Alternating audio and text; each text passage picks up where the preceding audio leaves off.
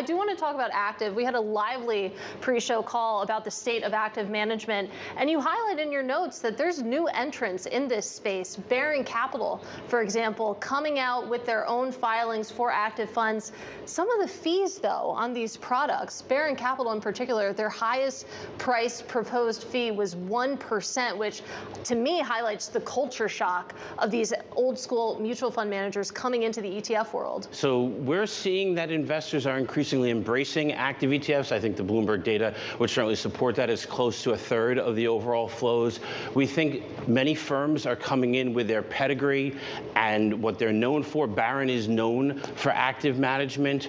We think they can have success coming out of the gate as more people become aware of the products. I don't think fees are as important with active ETFs the way that they have historically been with index-based products. We've seen successful products that are close to that level. Maybe they're not exactly at that level. I think firms like Baring, we've seen MFS come in and talk about their products. Cohen and Steers is another firm this year. We've seen the traditional mutual fund companies start to transition into the ETF space. And of course, we're going to see more of that if and when we get the ETF share class approval by perhaps the end of the year. I want to go back to what you said, why you don't think that fees matter as much for active funds. Why is that? Because they matter tremendously when we're talking about passive funds.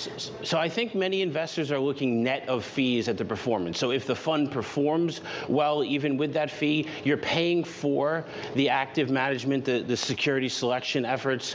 You're paying for those resources. I think many advisors, especially those that are legacy mutual fund investors, they're more comfortable doing that. Not everybody is going to. Some folks are going to look for the low cost. I think you're going to talk about Vanguard in a bit. They've got low cost active ETFs.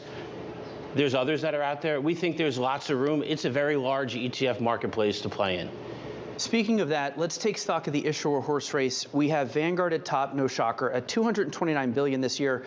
BlackRock second at 181. Even with that Bitcoin bump, they're still a good degree behind Vanguard.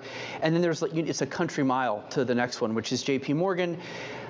What's your take on the leaderboard this year? And do you have like a dark horse? I want to get what's an issuer that's out of the top 5 or top 10 that you think is going to shock us with a run up the charts? So I think we're seeing two different things happening. Obviously, low-cost index-based products continue to gain traction. You showed it on your leaderboard beforehand. And Vanguard and BlackRock and State Street, to a lesser extent, is playing in that space and having success.